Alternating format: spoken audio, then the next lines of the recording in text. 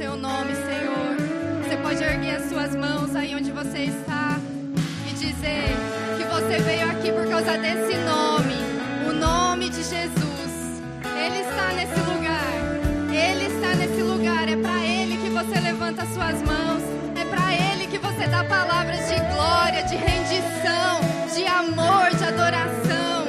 É para Ele que você abre os seus lábios e canta, e entoa louvores, e engrandece o nome dEle, amém? É tudo para Ele, é tudo para a glória dEle. Pai, exaltamos a Tua presença neste lugar, Jesus. Exaltamos porque aqui neste lugar existe poder disponível para salvar, para curar, para restaurar.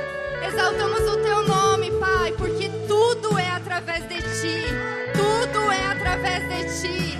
Tudo, tudo, tudo, tudo, Pai. É para Tua glória, é para Tua honra, é para o Teu louvor. Exaltamos a Ti, Jesus. Coroamos o Seu nome. Coroamos o Seu nome. Coroamos o Seu nome, Pai. Nos rendemos à Tua presença. Nos rendemos àquilo que o Senhor deseja, Pai, para essa noite. Para essa noite, Pai. Nos rendemos à Tua palavra. A Tua palavra, Pai.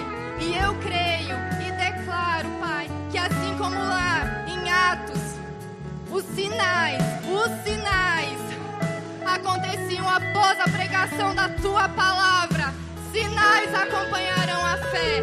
Sinais acompanharão a fé, Pai. Eu declaro fé brotando em cada coração aqui, por causa da Tua palavra, Pai. Em nome de Jesus, eu declaro que pessoas sairão daqui hoje com as suas promessas, abraçando as suas promessas, abraçando as suas promessas.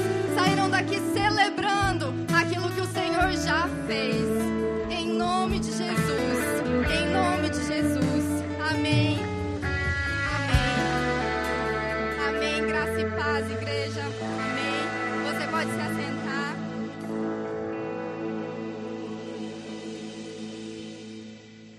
É uma alegria poder estar aqui trazendo uma palavra da parte de Deus para o coração, para o nosso coração como igreja, amém? É para nós aquilo que o Senhor tem para compartilhar, e eu me alegro demais em ver cada um de vocês aqui, em ver que você veio buscar uma porção do Senhor, que você veio prestar o seu culto a Ele, amém? Nós somos igreja juntos, ninguém é igreja sozinho, ninguém é igreja em casa, amém? Nós somos igreja juntos. E sabe aquilo que veio no meu coração hoje para compartilhar? É sobre uma estação de restauração que nós estamos vivendo. Nós, você e eu, na nossa vida pessoal, e também nós como igreja, como um todo. E sabe, estações, elas duram um tempo, elas têm início, elas têm meio e elas têm fim. Amém? Nós estamos agora no... Não? Não é primavera. Amém. Eu coloquei dúvida na primavera, tá certo. Nós estamos na primavera, ainda, começando. E a gente sabe quando ela começa e a gente sabe quando ela termina. E Deus, Ele tem períodos, estações na nossa vida também. Assim como as estações do ano. E sabe, quando eu penso numa estação, eu penso também numa gestação.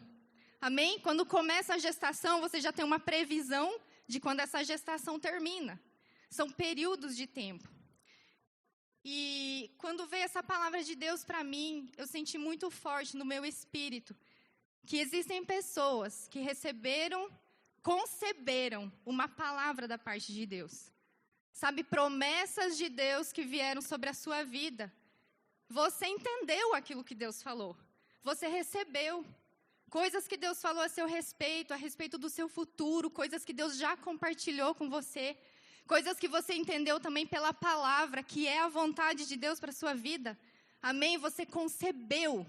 É como se você tivesse engravidado daquela palavra. E sabe, depois que essa palavra está concebida ali dentro de você, ela está destinada a manifestar. Existe um período de gestação, existe um período de crescimento, mas vai chegar a hora, amém? de vir à luz tudo aquilo que Deus falou para você. Mas você sabe que uma coisa muito interessante da gestação é que não tem como você desistir no meio do caminho. Não tem como. Depois que você gerou dentro de você, sabe? E muitas vezes isso para nós mulheres é um pouco apavorante, porque você sabe que vai chegar a hora de dar à luz. Amém? Você sabe que vai chegar aquela hora. E é uma mistura de alegria, mas também de um pouco de medo. É uma mistura de sentimentos. Mas a alegria supera todas as coisas. Amém? Existe esse período de gestação. E você vai passar pelo período de dar à luz. E não tem como desistir no meio do caminho.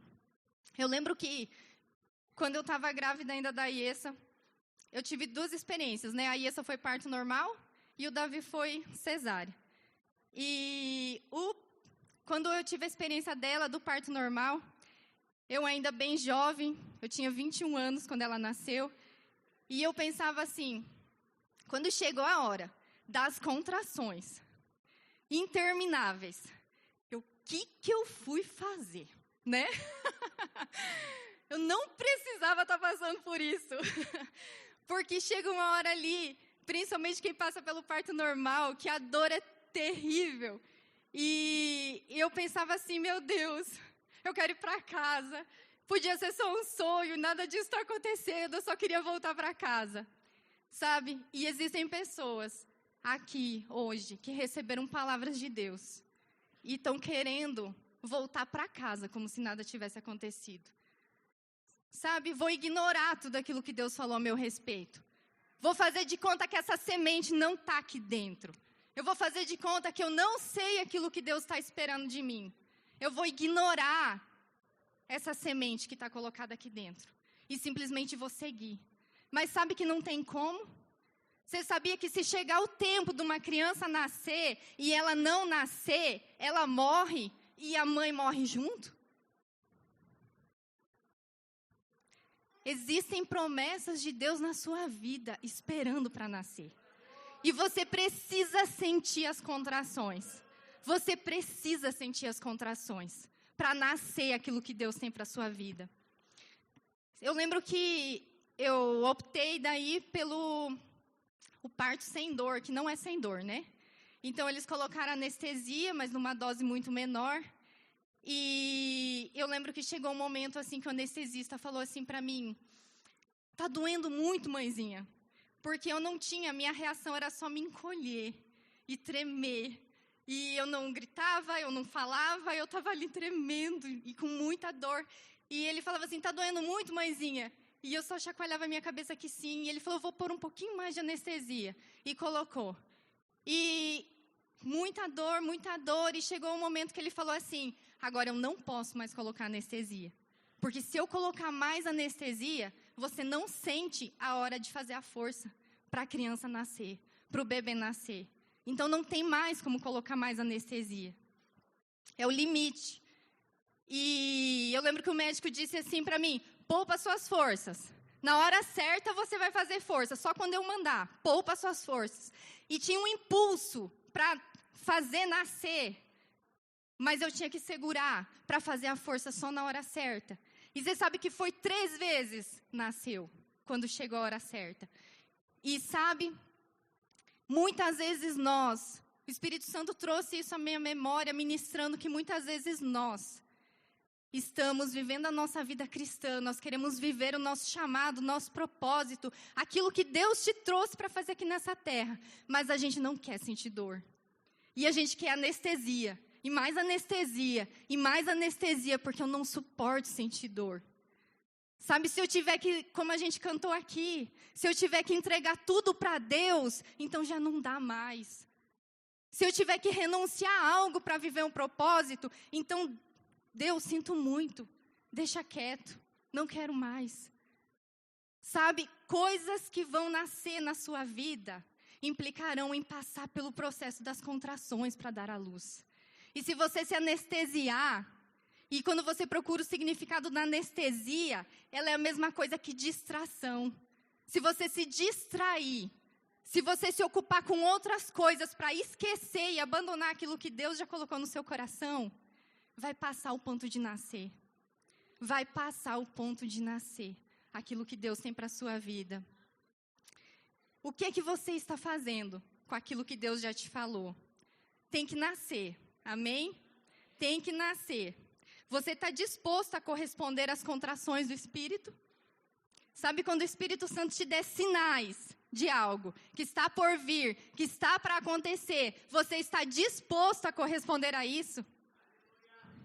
Um novo tempo nós estamos vivendo. E Deus tem nos dito desde o início do ano, algo novo está nascendo, algo novo está por vir. E existem contrações, e talvez você está sentindo as contrações, mas algo novo está nascendo.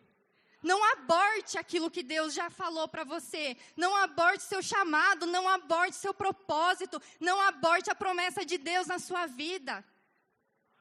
Deus deseja salvar. Deus deseja salvar. Amém? Tudo aquilo que Ele te prometeu vai acontecer. Maria correspondeu ao chamado de Deus um dia, quando ela disse: eis aqui a tua serva, faça em mim conforme a sua vontade. E ela recebeu essa semente. E muita gente aqui um dia disse isso: eis-me aqui, Senhor, faça em mim conforme a tua vontade. E eu quero te dizer que Deus não esqueceu. Amém? Deus não esqueceu do teu eis-me aqui. E Ele está gerando coisas dentro de você. Só não se anestesia. Porque quando você precisar sentir as contrações, você precisa estar atento para corresponder ao Espírito.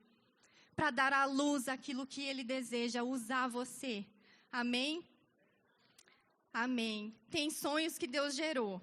E que nós já deveríamos estar desfrutando. Tem bebês que já eram para estar nos braços. Amém? E Deus hoje está restaurando. Amém? Hoje é um dia de restauração. Restauração. E nós vamos abrir a Bíblia lá em Atos, no capítulo 7. Eu quero falar um pouquinho aqui de Moisés.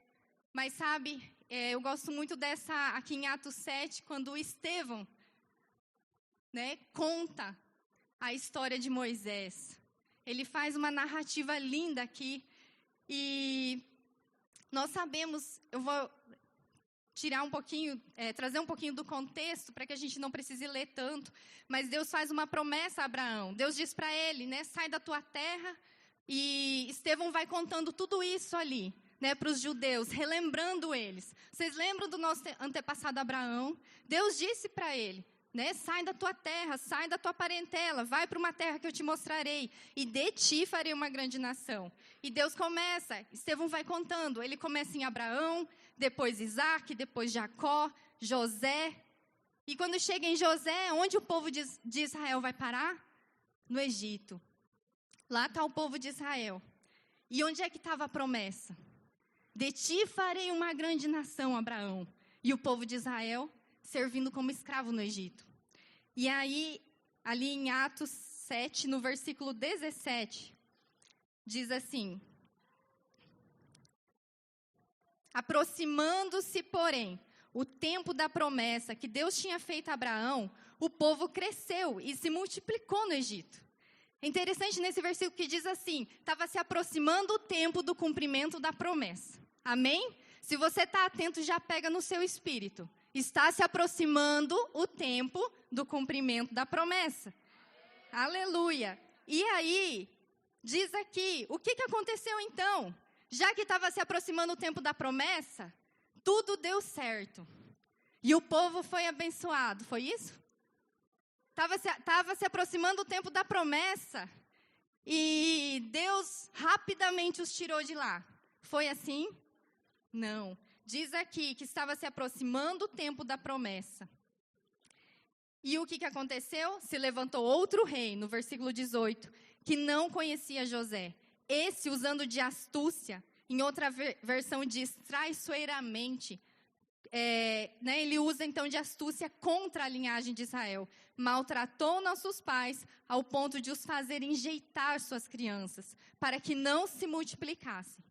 presta atenção. Estava se aproximando o tempo do cumprimento da promessa. E o que acontece? O povo passa a ser oprimido com muito trabalho. Primeira coisa que acontece. Segunda coisa que acontece, a ordem de matar os bebês. Estava se aproximando o tempo do cumprimento da promessa. Sabe? Existia a promessa do povo ser liberto. E a forma de Deus libertar era levantando um libertador. Mais que depressa, o diabo usa todo aquele contexto, toda aquela situação. Influencia ali o faraó, né, o novo rei, e vem essa ordem. Mate todos os bebês. Qual que era o intuito? Matar o libertador que nasceria. Para que não nascesse o libertador, que faria a promessa se cumprir. Então, sabe, sempre quando existe uma promessa e o tempo está se aproximando, vai levantar algo para te paralisar. O diabo vai tentar, de alguma forma, te paralisar. Mas olha o que acontece aqui. Na sequência, nós vamos ver que quando Moisés já tinha 40 anos de idade, resumidamente, né, deixa eu só voltar, resumindo, Deus livra, né, porque Deus sempre arruma um meio e uma forma. Deus dá livramento, a vida de Moisés é preservada, você conhece a história, aleluia, porque Deus o estava levantando, essa criança é salva, ela vai lá para dentro do palácio, ainda é criada pela filha do faraó, com todo o conhecimento, com acesso a tudo, esse menino, né, Moisés é criado, mas quando ele tem 40 anos, ele vai visitar os seus irmãos israelitas, e sabe, é muito claro, é muito nítido. No versículo 25 diz assim, que Moisés sabia do propósito de Deus para a vida dele. Diz assim, ele cuidava que seus irmãos entenderiam que Deus lhe havia de dar a liberdade pela sua mão, mas eles não entenderam. Ele sabia, lá dentro dele, ele sabia do propósito de Deus para a vida dele. Só que ele faz da forma errada, talvez agindo na alma, no impulso, nas suas emoções, ele se precipita, ele acaba estragando tudo, mata um egípcio, tenta fazer na sua força, eu sou o libertador, vou lá defender, mata o egípcio, e aí foge. Estragou tudo, resumidamente. Vai para o deserto, lá ele se casa, lá ele tem os filhos dele, e vive a vida dele normal. Uma vida normal. Passados 40 anos, Deus aparece a Moisés novamente. E lá no versículo 34, vai dizer, né, que Deus viu a aflição do povo. E Deus vai à procura de quem? Para resgatar aquele povo? Moisés. E lá diz assim, que Deus diz assim, venha agora e eu o enviarei de volta ao Egito. E esse enviar de volta, em algumas versões diz, te restaurarei, trarei de volta, restaurarei. Eu creio que existem pessoas que serão restauradas hoje ao propósito de Deus para a sua vida. Amém? Restauradas. Sabe, eu vivi muito tempo achando que eu tinha estragado tudo, que os propósitos de Deus na minha vida tinham se perdido. Sabe, o inimigo ele é tão astuto, irmãos. Que, sabe, eu passei toda a minha infância, minha adolescência dentro da igreja. E eu sempre acreditava que Deus tinha algo na minha vida, que Deus tinha um propósito para a minha vida. Mas eu achava que seria de determinada forma. E quando não foi, eu me enganei. Não é isso. Eu me enganei. E segui a minha vida, fazendo as minhas escolhas, tomando as minhas decisões. E Deus abençoando, tudo dando certo, as coisas fluindo. Mas você sabe que quando você não está cumprindo o seu propósito, você não encontra realização em nada que você faz. Às vezes a vida anda é como andar em círculos, né? Você fica ali dando voltas, andando em círculos. E de repente coisas começaram a me fazer questionar. E eu penso que foi assim com Moisés. E quando Deus começou a restaurar e mostrar para mim algumas coisas, eu falei, não, eu tinha entendido errado. Eu não vou entender errado de novo, não. Não é isso. E muitas vezes a gente tem uma mente assim, amém, eu tenho meu trabalho e lá Deus me usa, e glória a Deus por isso. Deus deseja te usar no teu trabalho, Deus deseja te usar em tudo aquilo que você faz. Mas você sabia que Deus quer mais do que isso? Você sabia que Deus deseja te usar aqui dentro da casa dele? Amém? Sabe, uma coisa não anula a outra. Uma coisa não anula a outra. E quando eu comecei a me envolver na igreja, que de repente Deus começou a me mostrar coisas, e eu me via servindo e fazendo coisas que eu não queria fazer. Eu não queria fazer aquilo. E Deus começou a me mostrar antes aquilo que eu iria fazer. E eu falava, não, está repreendido em nome de Jesus. Está repreendido em nome de Jesus. Deus, eu te sirvo no meu trabalho, eu te sirvo fazendo as minhas coisas, eu não preciso te servir dentro da igreja. Mas um complementa o outro. Eu não posso ser uma coisa lá fora e não ser aqui dentro, como vice-versa. Não posso ser aqui dentro e não ser lá fora.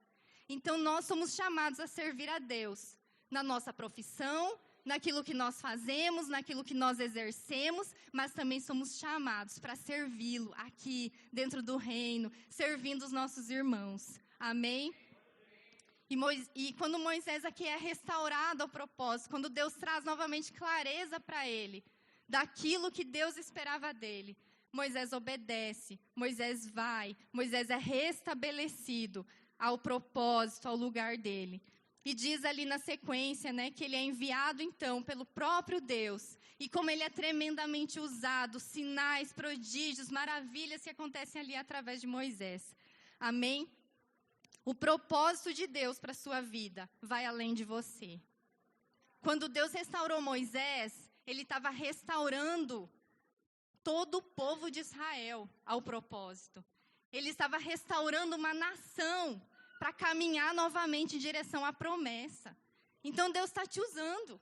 Deus está te usando para restaurar outras pessoas. Quando Ele restaura a sua vida, não é simplesmente para o seu deleite, para o seu prazer. Quando Ele te prospera, é para alcançar outras pessoas através da prosperidade que Ele está derramando sobre você.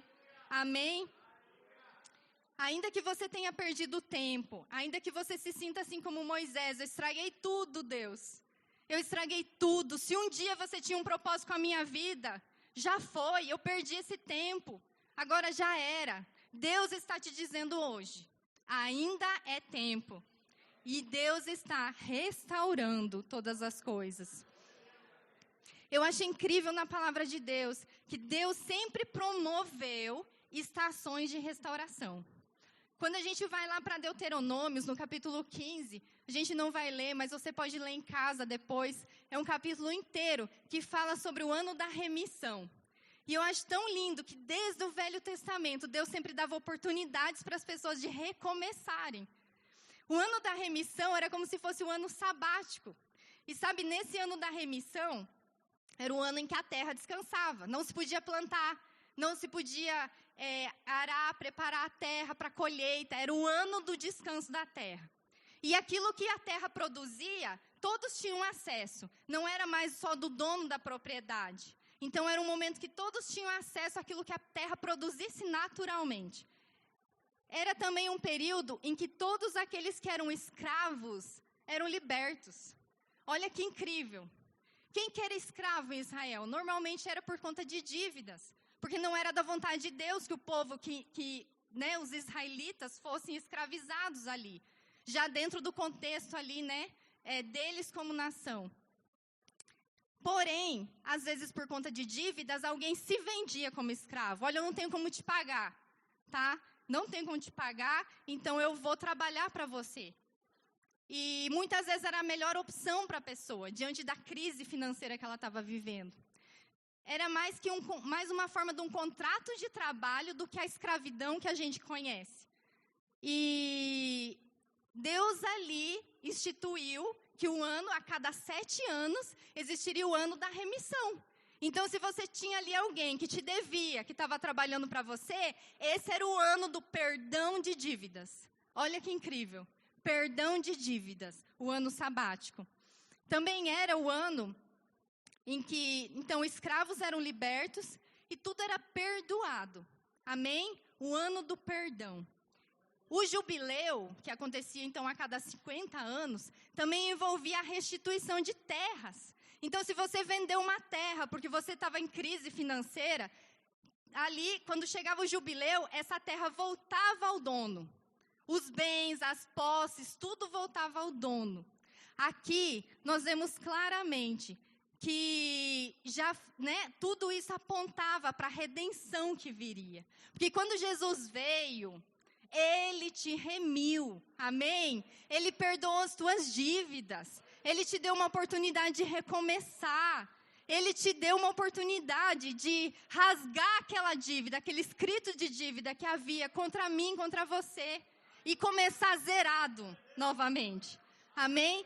Só que é muito mais do que começar zerado, porque quando Ele nos justifica, Ele ainda é como se Ele enchesse a sua conta bancária. Ele não só pagar a sua conta, mas Ele enchesse sua conta bancária e falar assim, agora você está suprido, agora você está abastecido, agora vai, frutifica, amém? Me serve, reina aqui em vida, amém?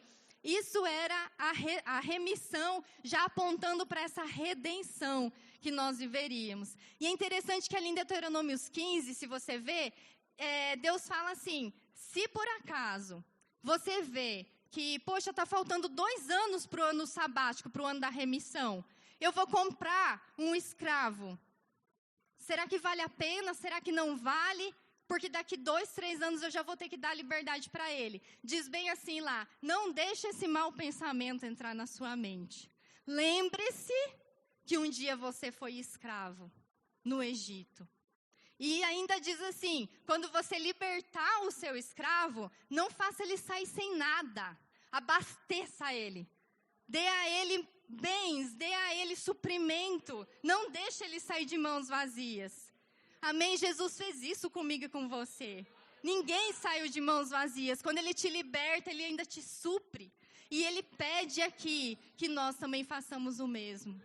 Amém? Quando você libera alguém, quando você dá perdão para alguém, não só perdoe, abasteça essa pessoa, supra essa pessoa. Amém? Porque de graça nós recebemos e de graça nós damos. Amém? Restauração. Estamos falando de restauração. Restauração é uma intervenção divina na sua história para você recomeçar. E tem um requisito. E é isso que Deus está nos chamando hoje. Se você deseja viver restauração, recomeço, deixar tudo para trás e começar uma nova vida, é necessário crer. É necessário crer. E quando eu falo em deixar tudo para trás e começar uma nova vida, talvez é uma vida de pecado que você precisa deixar para trás. Uma vida de escolhas erradas, uma vida onde você não priorizou Deus. Mas talvez deixar tudo para trás também seja deixar as desculpas para trás, para fazer aquilo que Deus te chamou para fazer. Amém? É tempo de crer na restauração, deixar tudo para trás e viver esse novo tempo que Deus tem para nós. Você só adentra o novo tempo que Deus tem para você quando você crê totalmente no perdão dele. Creia que tudo está perdoado. Tem um versículo em Isaías 43, 25 que diz, eu mesmo sou o que apago as tuas transgressões. Por amor de mim e de teus pecados não me lembro. Deus dizendo, eu não lembro. O pecado confessado, Deus esquece. Ele nunca mais vai te tratar pelo teu pecado. Deus não te trata pelo teu pecado. Ele esquece. Amém? Ele te dá uma nova oportunidade. Diz no capítulo 44, versículo 22, apaguei as tuas transgressões como a névoa. A névoa não some rapidinho. Apaguei as tuas transgressões como a névoa e os teus pecados como a nuvem. Torna-te para mim, porque eu te remi. Aleluia. O perdão de Deus, ele é total, absoluto. E às vezes a nossa mente tem dificuldade de entender. E sabe, você só vai adentrar o propósito de Deus para a sua vida com essa consciência completa. Eu sou perdoado. sabe, talvez o tempo que eu joguei fora, o tempo que eu perdi, tudo ficou para trás. Eu sou perdoado. Amém? Um homem tremendamente usado por Deus, chamado Smith Wigglesworth, disse: nunca olhe para trás, se quiser o poder de Deus em sua vida. Nunca olhe para trás. Deixe para trás o que para lá ficou e segue a sua carreira, segue aquilo que Deus tem para a sua vida.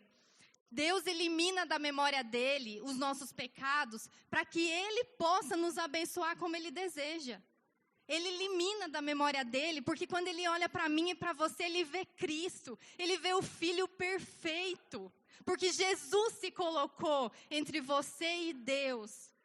Ele é perfeito e por causa disso nós assumimos, justificados, a posição de Cristo diante do Pai.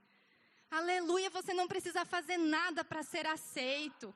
O sangue de Jesus te torna aceito diante de Deus, diante do teu Pai. E essa consciência de perdão faz você desfrutar da paternidade dEle, faz você desfrutar do amor dEle, faz você crer que sim, Deus deseja usar a sua vida. Sim, Ele quer. Sim, Ele está contando com você. Amém? E é necessário que creiamos. Creia, você é perdoado. Em Marcos 2, nós encontramos a história daquele paralítico, dos 4 amigos que levaram o paralítico até Jesus, desceram ele pelo telhado. E eu acho tão incrível nessa história, porque quando Jesus olha a fé daqueles 4 amigos, a fé do paralítico para ser curado. Porque, gente, vamos combinar. Você sendo paralítico, deixar 4 loucos te levar para cima de um telhado, é fé também, né? Aquele homem também teve fé. Amém? Não foi só os 4 amigos, ele também teve fé. Amém? E quando ele chega ali, né, diante de Jesus, Jesus olha para ele e fala assim: você está perdoado. Você está perdoado. Mas aquele homem não veio buscar a cura? Ele veio pedir a cura. E Jesus diz para ele: você está perdoado. Por quê? Porque o perdão é a redenção. Na redenção inclui cura. Amém? Na redenção inclui cura. E Jesus sabe que a maior necessidade humana é sentir-se perdoado. A maior de todas as necessidades é você ter essa consciência de estar limpo e puro diante de Deus. Essa é a maior necessidade. E quando você consegue encontrar esse lugar de justiça diante de Deus, você acessa a cura, você acessa a prosperidade, você acessa tudo aquilo que é tua herança. Amém? Você se posiciona como filho para receber uma herança. A primeira coisa é você se intitular o filho. Eu sou filho. Eu sou filho. Esse testamento, essa herança que foi deixada aqui, diz respeito a mim. Eu sou filho, então eu tomo posse da herança. Ter consciência do perdão é fundamental para você viver tudo aquilo que Deus tem para você. E sabe, Kenneth Hagin disse uma frase muito impactante que diz assim: a fé não funcionará em uma atmosfera de falta de perdão. Se o diabo puder fazer você ficar debaixo de condenação, ele irá enganá-lo para que você fique fora da sua herança. Talvez ele vai dizer para você, como ele disse para mim por muito tempo: quem é você? Quem é você? Você estragou tudo. Você fez escolhas erradas. Quem é você? Olha para a tua família. Eu tenho certeza que ele também diz coisas para você. Ei, passou o tempo já. Tua vez passou. Você não ouviu. Mas Deus está restaurando. Diga assim: hoje é dia de restauração. O diabo não vai me paralisar com suas mentiras. Eu sei quem eu sou. Eu sou filho. Amém? Diz em Romanos 8, 33, 34, quem intentará acusação contra os escolhidos de Deus? Quem? Quem vai ousar acusar um filho de Deus? O diabo tenta, Mas o que acontece é Deus quem os justifica. Quem é que condenará? Pois é Cristo quem morreu, ou antes quem ressuscitou dentre os mortos, o qual está à direita de Deus e intercede por nós. 2 Coríntios 5:21 vai dizer, aquele que não conheceu o pecado, Deus o fez pecado por nós, para que nele fôssemos feitos justiça de Deus. Você não precisa merecer. Jesus se fez pecado em meu lugar, em seu lugar, para que nós fôssemos justiça de Deus. Você é tudo o que Cristo é. E quando Deus diz para Jesus, você é meu filho amado que me dá muita alegria. Jesus está dizendo, o Pai está dizendo para você, tu és meu filho amado que me dá muita alegria. E talvez você está olhando para a sujeira que você fez e falando, não pode. Deus não está dizendo isso para mim, mas eu estou te dizendo que Ele está. Você é meu filho amado, que me dá muita alegria. Essa consciência do perdão, essa consciência da oportunidade de recomeçar, vai te mover para aquilo que Deus deseja da sua vida, para o seu propósito. Amém? E a restauração, algo interessante sobre restauração é na vida de Jó. Um detalhe na vida de Jó, que muitas vezes passa despercebido. A gente conta a história de Jó como um exemplo, né? De alguém que perdeu tudo e Deus restaurou maravilhosamente. Restituição, restauração na vida de Jó. E nós desejamos, né? Muitas vezes eu uso isso quando eu perco algo, eu falo assim, se Deus restituiu para Jó, vai restituir para mim também. Eu tomo posse, tudo aquilo, né, que o diabo tenta nos roubar, restituição. Você precisa pedir, peça, restituição. E quando ele restitui a vida de Jó, é interessante que Jó tem uns amigos assim bem abençoados, né? Uns amigos que estão ali em volta dele, acusando, né? Apontando, criticando. Os amigos da onça, né? E são os amigos de Jó. Eu não sei quem são os seus. Não precisa falar. Eu não sei quem são os seus. Mas você sabe que tem um versículo interessante sobre Jó, em Jó 42:10, que diz assim, que qual foi o momento que Deus vira o cativeiro de Jó? Que Deus simplesmente restitui, traz de volta, e tudo dobrado sobre a vida de Jó. Qual é o momento? Diz aqui, e o Senhor virou o cativeiro de Jó, enquanto ele orava pelos seus amigos. E o Senhor acrescentou em dobro tudo quanto antes Jó possuía. Quer viver a restauração de Deus na sua vida? Ore. Ore por quem te critica. Ore por quem te acusa. Ore pelos seus inimigos. Sabe? Perdoe. Ninguém vive a restauração de Deus abrigando falta de perdão.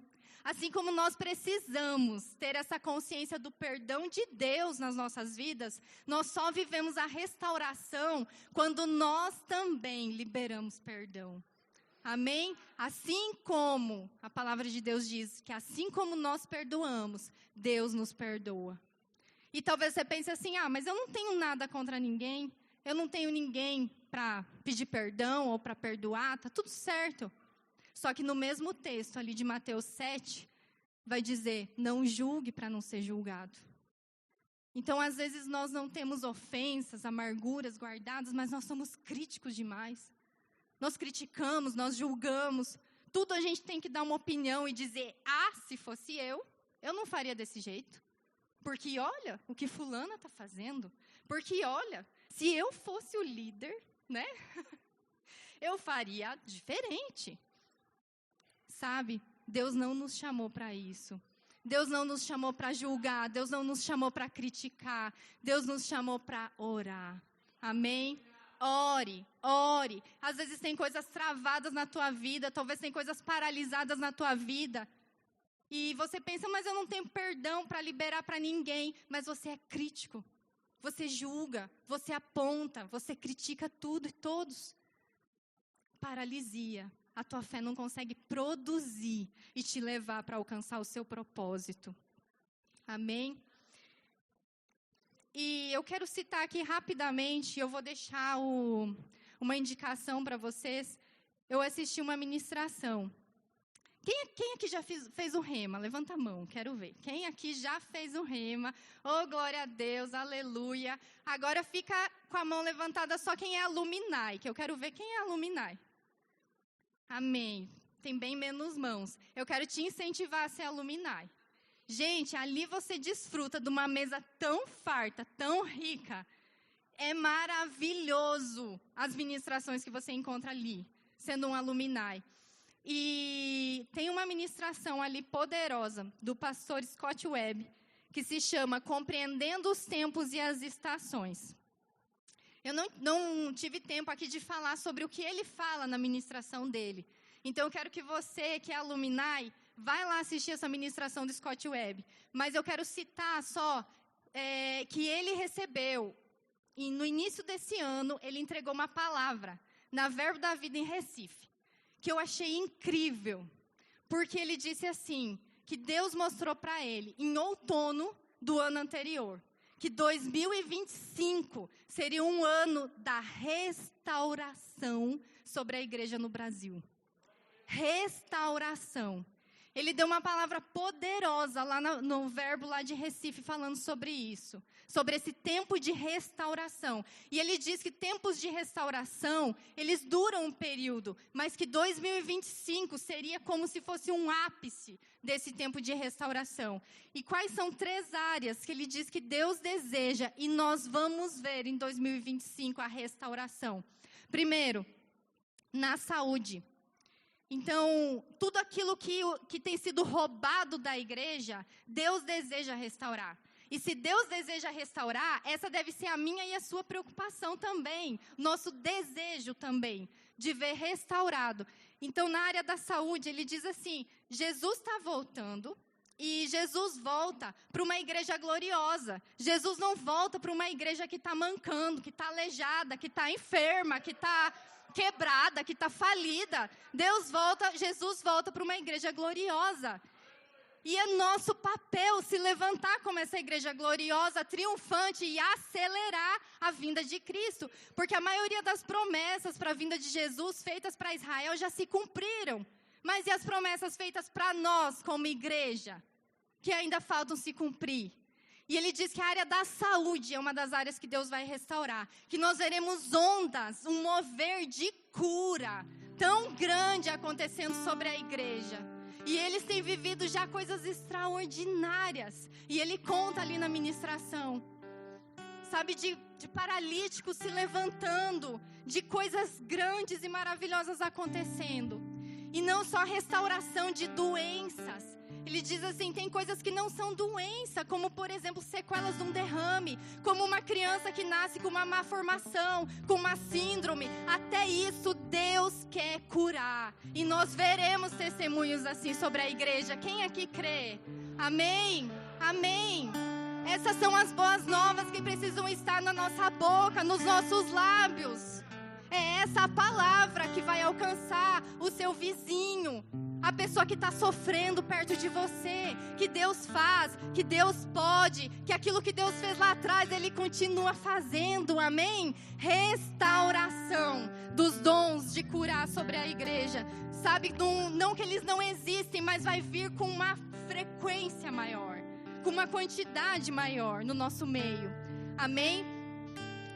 Outra área que Deus deseja manifestar a restauração são nos anos perdidos, que eu até estava citando aqui. Sabe quando ele diz lá em Joel, restituir-vos-ei os anos que o gafanhoto comeu. Deus restituirá bens, Deus restituirá a tua família que se desviou, que saiu, que deixou os caminhos de Jesus. Restituição daquilo que foi perdido, aquilo que te é devido é teu. Amém? Restituição. Você crê que nesse ano de 2025 você vai viver dentro da sua casa restituição? Restituição na sua vida financeira, restituição nas promessas que Ele te deu. Se você perdeu algum bem, esse ano é o ano da restituição. Amém? Esse é o ano da restituição. Viveremos um mover de Deus, aquele que diz lá em Joel: derramarei o meu espírito sobre toda a carne. Vossos filhos e vossas filhas profetizarão, vossos velhos terão sonhos, vossos jovens terão visões. Um derramar do espírito, um transbordar. E anos perdidos, colheitas perdidas, tudo aquilo que você perdeu, restituído. Você sabe que para Deus fazer basta um instante. Basta um instante. Um instante pode mudar tudo. Pode mudar tudo. E o Scott Webb ali, ele conta a história da mulher sunamita. A mulher sunamita, aquela que construiu uma casa lá, um quarto para o profeta. E o profeta dá uma palavra que ela vai engravidar, que ela terá um filho, e ela tem esse filho. Depois o filho morre, Eliseu ressuscita. Depois chega a fome, e essa mulher é avisada antecipadamente. Olha, sai, vai lá para o Egito, vai para outra terra. Não é o Egito, não lembro agora qual que é. Se alguém lembrar, me fala. Vai, 7 anos, sai daqui, porque vai ter fome. Ela é avisada pelo profeta. E quando ela volta, meu irmão, é algo tão de Deus. Porque exatamente quando ela volta para a terra dela, ela fala: eu vou falar com o rei, para ele restituir a minha casa que eu deixei e as minhas terras. E quando justamente no momento que ela vai falar com o rei, quem está lá falando com o rei? O servo do profeta. Sobre quem eles estão falando? Sobre ela. Você acha que não foi providência divina? Deus foi na frente dela. E assim vai ser na sua vida. Tem coisas que precisam ser resolvidas, que Deus está indo na sua frente, para você achar favor e graça, para restituir aquilo que é seu. Em nome de Jesus.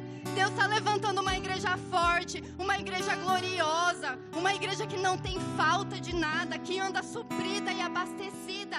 E para isso Ele vai restituir tudo que o diabo roubou. Em nome de Jesus. Se você crê, se coloca de pé nesse momento. Nós estamos debaixo de uma palavra. Nós estamos debaixo de uma palavra. Quantas vezes aqui durante esse ano foi lido Isaías 61, o ano da restauração, o ano em que Deus troca o choro por alegria, as vestes de angústia por vestes de louvor. Sabe o que isso significa na nossa vida? Toma posse daquilo que Deus está declarando. Se Deus está falando que esse é o ano da restituição, que esse é o ano do favor do Senhor sobre a sua vida, que esse é o ano da remissão, vai de encontro com aquilo, vai buscar aquilo que é seu, vai agarrar aquilo que Deus já declarou sobre a sua vida. Essa mulher, ela teve uma atitude, ela foi para o rei e falou: restitui a minha casa, restitui as minhas terras. Esse é o momento de você chegar diante de Deus agora e falar: Deus, restitui aquilo que você deseja que seja restituído na sua vida. Feche os seus olhos e começa a falar com Deus agora. Começa a dizer em que áreas você se sente defraudado, em que áreas você foi saqueado, em que áreas você perdeu coisas, perdeu bens ou perdeu pessoas. Em que área você foi defraudado? E pede: restitui, Deus, restitui, em nome de Jesus, em nome de Jesus. Tem um versículo, Isaías 42, que diz assim: este é um povo roubado e saqueado, todos estão enlaçados em cavernas, escondidos nas casas dos cárceres, são postos por presa, porque ninguém há que diga: restitui. Restitui. Deus está esperando você dizer: restitui. Restitui, Deus, porque eu creio. Restaura, Deus, a minha família, porque eu creio que tem jeito sim. Tem jeito sim. Em nome de Jesus. Restaura, restaura. Vai citando aí as áreas da sua vida em que você deseja viver a restauração de Deus. Um novo tempo chegou. Um novo tempo chegou.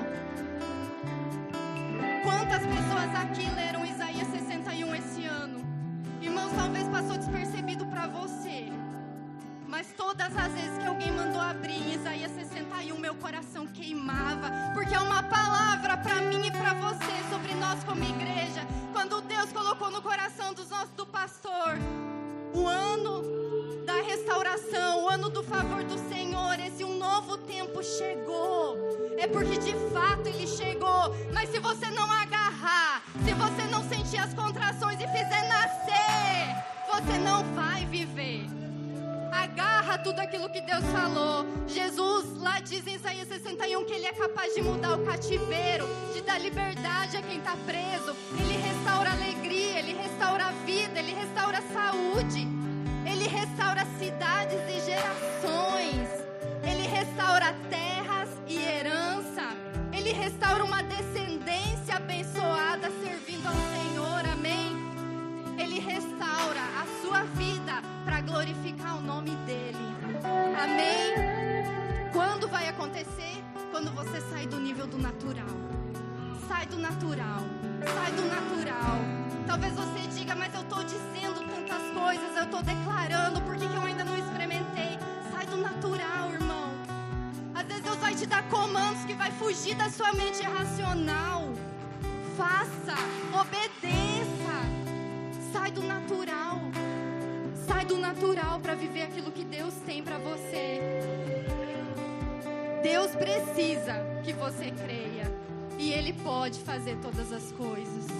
Ele pode fazer todas as coisas. Mark Hanks conta, e eu quero te inspirar com esse exemplo. Mark Hanks conta que um dia ele foi chamado para andar de balão. Ele estava em Albuquerque, Novo México, e ele foi a um festival de balões. E lá era um campeonato de balões, e mais de 700 balões iam voar no céu. E era uma corrida para chegar em algum alvo, amém? E ele disse que era uma visão incrível, tudo aquilo lá. E o dono da casa onde ele estava se hospedando era um dos corredores e chamou ele para ir. Vamos junto? Vamos! Quem iria? Tá todo mundo com medo de balão, né? Ele embarcou naquele balão, irmãos. Ele embarcou. E ele disse que quando eles estavam a 300 metros de altura, o amigo disse para ele que ele não tinha controle nenhum sobre o balão, que ele não sabia para onde o balão iria. E existia uma corrente de ar e todos eles estavam indo para o sul. E ele disse assim: todos estão indo para o mesmo lado, como que vocês não têm controle? É porque tem uma corrente de ar levando todos para o sul, mas acontece que o alvo é o norte. Tá todo mundo na direção errada. E ele, meu Deus, como é que a gente vai fazer isso agora? Como é que faz? Se você não tem controle, como é que faz para ir para o norte, se lá é o alvo? E ele disse, nós precisamos subir até 1000 metros. Porque quando a gente subir, existe uma corrente de ar que vai nos levar diretamente para o alvo. E foi o que aconteceu. Eles foram subindo e simplesmente quando chegaram a 1000 metros, todos foram como que lançados por aquela corrente de ar para o alvo. Eu tô dizendo para você hoje, se você subir mais um pouquinho, se você subir mais um pouquinho, se você alimentar o seu espírito mais um pouco, se você se lançar no espírito mais um pouco, existe uma corrente de ar que vai te conduzir direto ao propósito. Você não vai precisar fazer na tua força. Deus vai te conduzir. Deus vai te colocar nessa corrente de ar. Deus vai providenciar encontros divinos para você, como Ele providenciou para essa mulher sunamita. E tudo será restituído. Se lance nessa corrente de ar. Feche os seus olhos, comece a adorar. Se renda ao Espírito, porque é Ele que te conduz. Se encha do Espírito. A palavra diz que nós nos enchemos do Espírito orando, cantando, salmodiando, louvando, falando em línguas, orando em línguas. Se renda ao Espírito, porque o Espírito da fé, o Espírito Santo está neste lugar e Ele quer te ejetar, Ele quer te lançar como uma flecha ao teu destino. Mas suba mais alto, se renda mais, suba mais alto. Amém? Amém.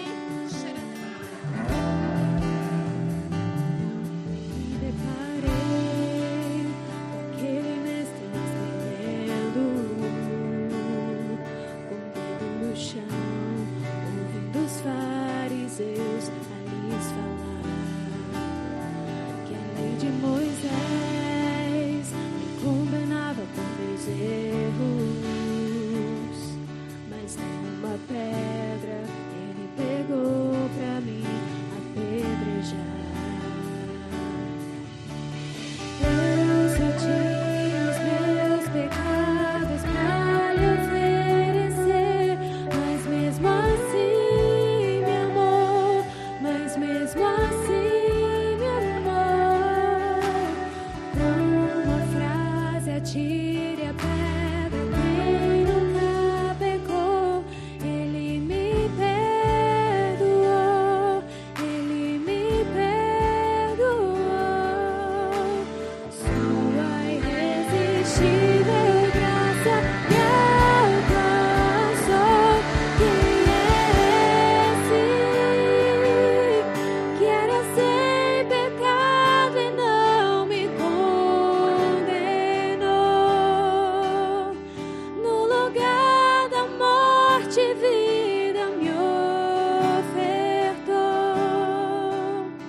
O Cordeiro que por mim se entregou e os meus pecados levou.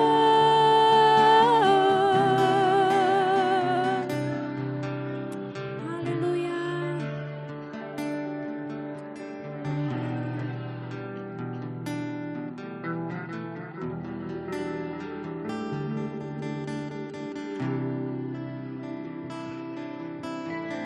Aleluia.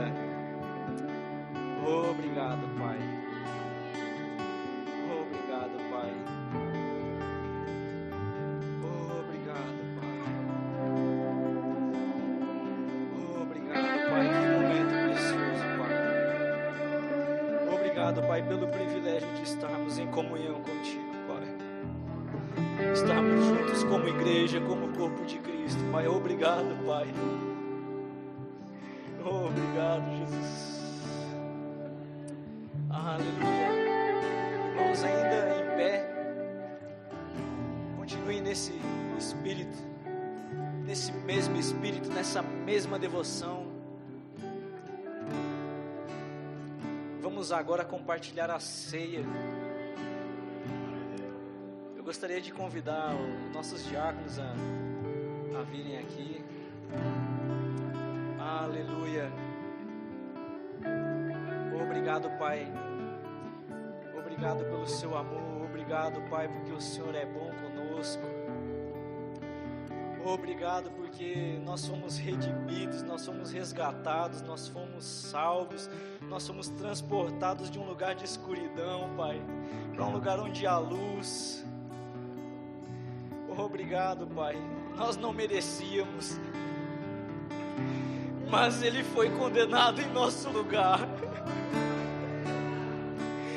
Não importa se eu fiz tudo errado, mas Ele foi crucificado no meu lugar, para que eu fosse redimido, para que eu fosse salvo, para que eu fosse restaurado, para que nele eu tenha vida.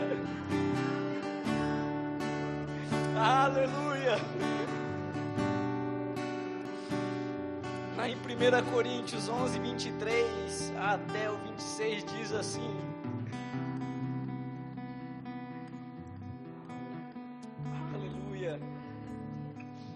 porque eu recebi do Senhor que também transmiti a vocês, que o Senhor Jesus, na noite em que foi traído, pegou o pão e deu graças, partiu e disse: isto é o meu corpo dado em favor de vocês, façam isto em memória de mim.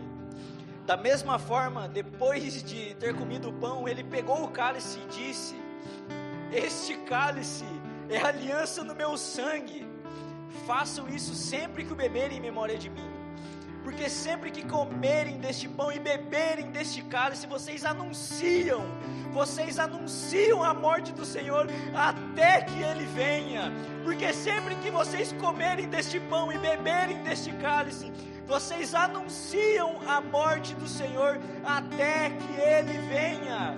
Aleluia. Aqui nós vemos que não é um ritual essa Santa Ceia, mas é algo que nós vamos fazer até que Ele venha. Assim nós estamos anunciando a vinda dEle. Ó Maranata, o Espírito e a noiva dizem: vem Maranata, vem Senhor Jesus. Aleluia. E quem pode participar dessa ceia, meu irmão? Você que confessou Jesus. É simples. E já deixo o convite aqui, se você não aceitou ao Senhor como seu único e suficiente Salvador, tá aí esse convite. Você possa colocar a mão no seu coração e só falar assim: Pai, eu entrego a minha vida a Ti, Pai, e eu reconheço o Senhor como meu Senhor e Salvador, que a partir de agora o meu nome está escrito no livro da vida.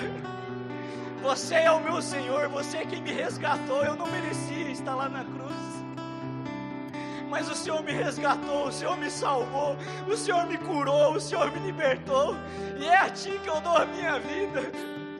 Aleluia. Irmãos, os diáconos vão até vocês. Aleluia. A Santa Ceia também traz a nossa memória, refresca a nossa memória de como nós temos caminhado, de como nós temos falado, de como nós temos se comportado como cristão. Assim, nós podemos pensar em tudo aquilo que nós temos feito, em nossa conduta, e assim, com coração grato, com fé, nós celebrarmos a ceia. A ceia é algo de celebração, irmãos, porque aquela cruz poderia ter sido qualquer outro crucificado lá, que não pagaria o meu e o seu preço, mas foi Jesus investido em nosso lugar, para que nós fôssemos resgatados do império das trevas, para que todo o nosso corpo sofresse uma restauração de cura, de libertação, de uma nova aliança, de graça, aonde que nós tínhamos, era um favor que nós não merecíamos, mas um favor imerecido, onde que Jesus conquistou para nós, onde que nós somos resgatados. Aleluia.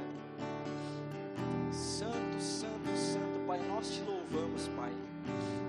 Obrigado, Pai, porque pelas suas pisaduras nós somos sarados, Pai. Nós éramos condenados, Pai.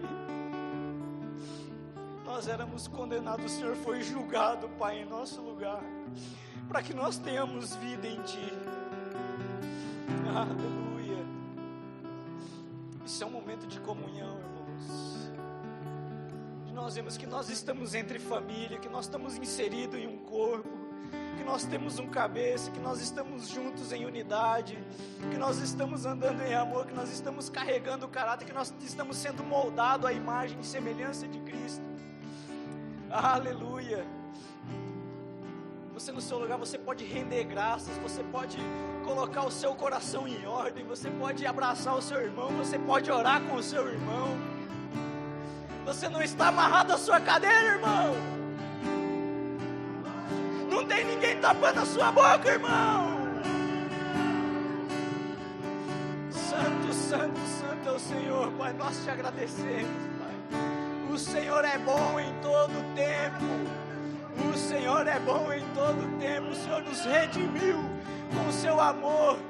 O seu amor nos alcançou. E por sua graça nós somos livres.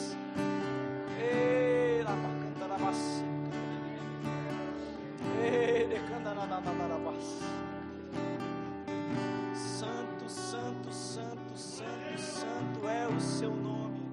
Santo, santo é o seu nome. Digno de toda honra, de poder, de majestade, domínio sobre todos. Santo, santo, santo é o seu nome, Jesus. Nós te entronizamos, nós rendemos, Pai, a nossa vida a Ti. Nós rendemos o nosso coração a Ti, Pai, e reconhecemos a Sua soberania sobre as nossas vidas. Aleluia, santo, santo, santo, santo é o Seu nome. Aleluia, aleluia, santo, santo, santo é o seu nome. Te adoramos, Jesus, te amamos, Pai, te amamos. Não há outro nome. Maravilhoso, Pai, maravilhoso é o seu nome, Pai. Aleluia, aleluia.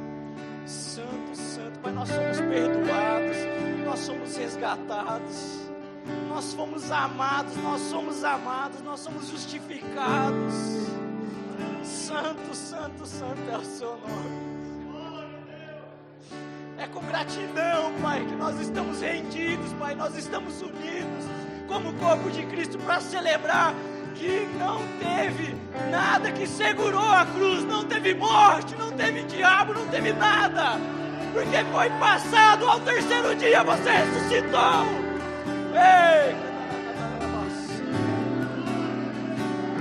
Santo, santo, santo, santo, santo, santo é o seu nome.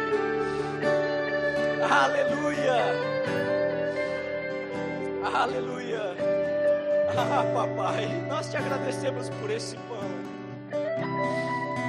que é o símbolo do teu corpo que foi partido por nós.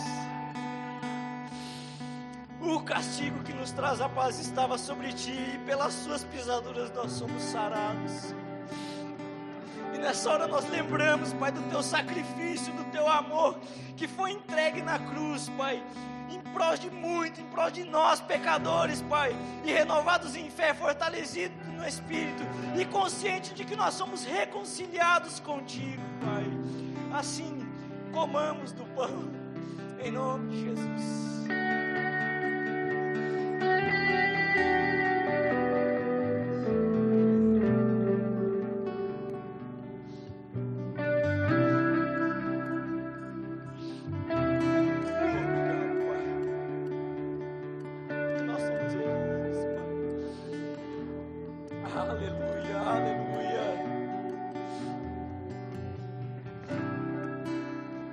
Pai, levantamos esse cálice, Pai, que é símbolo do teu sangue derramado na cruz,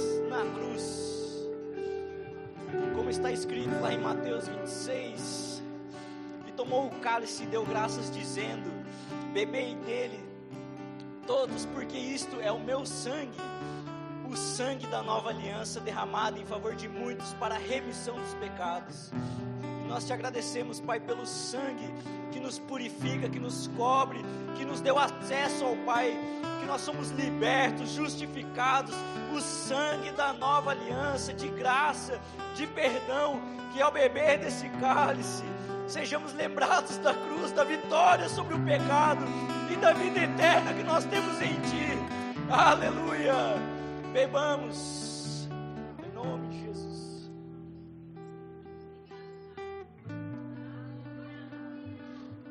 Aleluia, levante a sua voz, irmão, renda graças a Ele, celebre sobre isso. Aleluia,